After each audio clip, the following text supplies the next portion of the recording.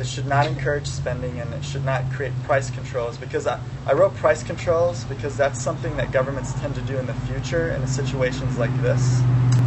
I actually think that once it gets worse, because I don't think we've reached the bottom yet, that our new president will actually try to put some price controls on goods and services. And then once that happens, you create shortages, similar to what you had in Russia and things like that. So basically it should be doing the opposite of what it's doing now, which is it shouldn't do anything. 2, we should encourage a recession. A recession, I think, is good, because a recession is a rebalancing, a releveraging of the current credit situation. We're only making the recession worse by pumping more money into it, by creating an artificial inflation rate. Because the argument is, which is point number 3, is we should encourage deflation. The government doesn't want deflation because it's saying, oh, you know, well, my argument is, what would be the problem with lower prices? Everybody wants lower cost of goods and services, and Ken did an excellent article recently on deflation and why it's very good that we have deflation. And to me, deflation is just re-leveraging, but the government wants to prop it up to avoid deflation. And 4 is deleveraging, bringing everything back in balance. Number 5, I think we should support production versus consumerism. The United States isn't really producing anything, and the things that it does produce, the government subsidizes at a great cost. So essentially, that's not even being productive. One of the things that the government says it can do is create jobs. You hear about this plan that President-elect Obama has. He's going to create new jobs, right? But the government can't create jobs. It's an impossibility. It's theoretically impossible. It can redistribute your wealth to somebody else, but it can't create jobs out of nothing. The market creates jobs. There's supply and demand for every product, for every service. And so if there's a demand for something, there will be a job for that. But we can't just force there to be jobs. And number 6, encourage savings. I think it ties hand in hand with number 5. The United States has one of the lowest savings rates in the entire world. I don't even know what it is anymore. I looked at the difference between China and the United States, and China has like a 3 to 4% savings rate, versus the U.S. is like a negative 10% savings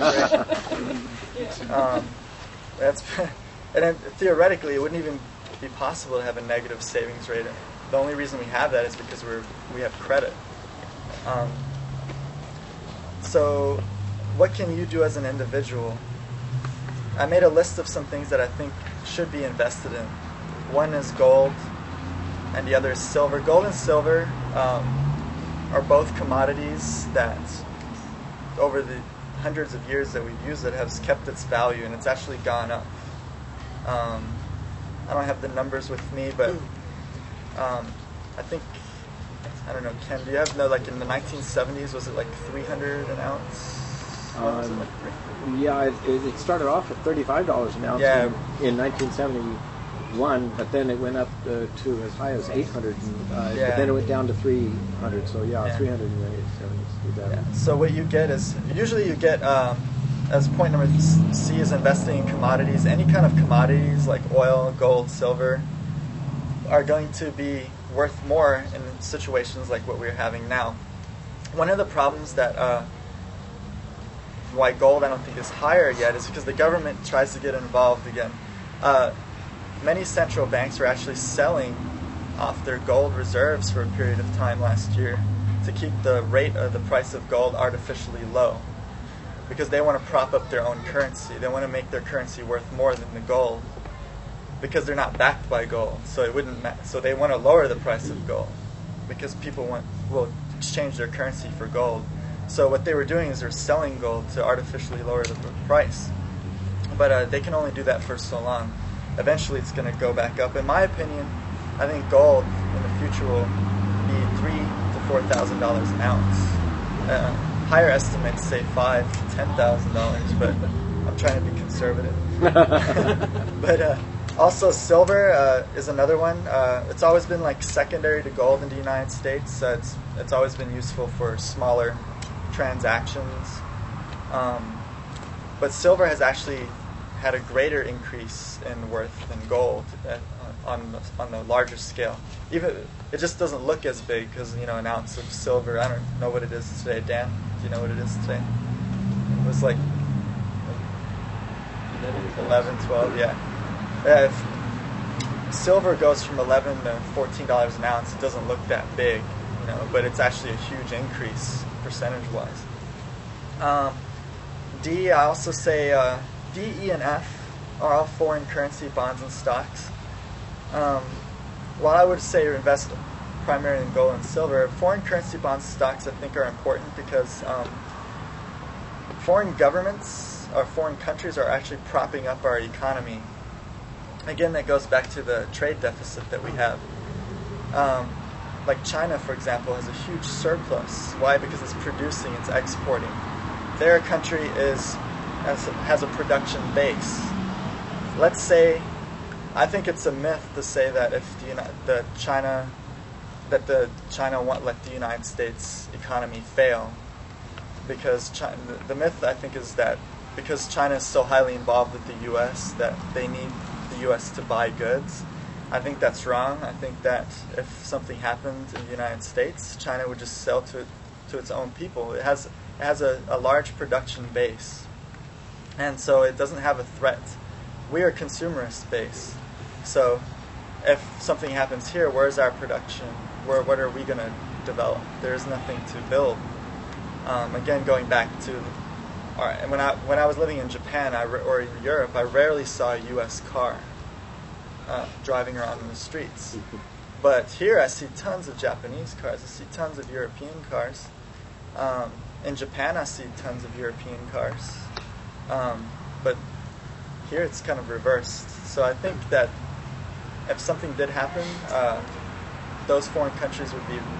there would, of course, there's a lot of companies like Sony and large multinationals that are investing in the United States, but I think on the whole, those countries will be fine.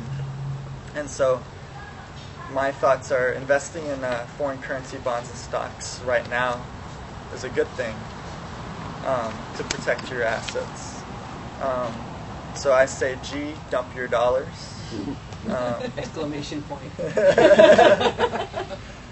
Because, eventually, look, in 1913, if we go by 1913 figures, a 1913 dollar today is worth 4 cents.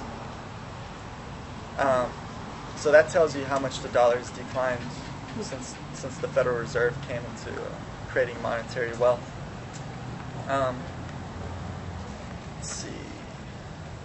Oh yeah. There's some things you might see on the media. I have this thing called distortions versus reality. The distortion you might hear is large trade deficits are a sign our economy is creditworthy, strong, and growing faster than the economies of our trading partners. The disturbing reality, our trade deficit is a huge and growing problem and threatens to ruin us. And again, that goes back to what I just said, that we don't have a production base. We're not building anything.